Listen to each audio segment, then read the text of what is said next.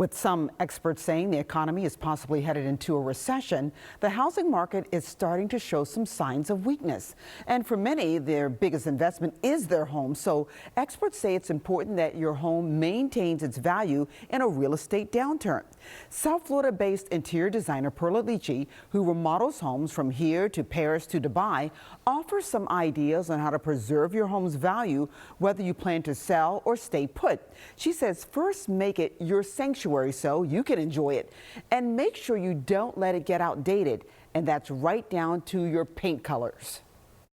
Well, you know, I always make a joke about the gray because there's a lot more than 50 shades of gray, a lot more than that.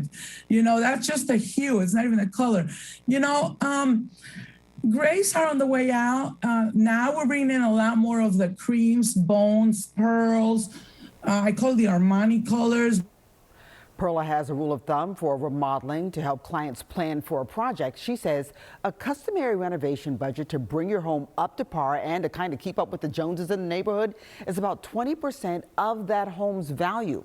She gives lots of tips and visual ideas in her latest of 8 books called Interior Design Inspiration from Cottages to Castles.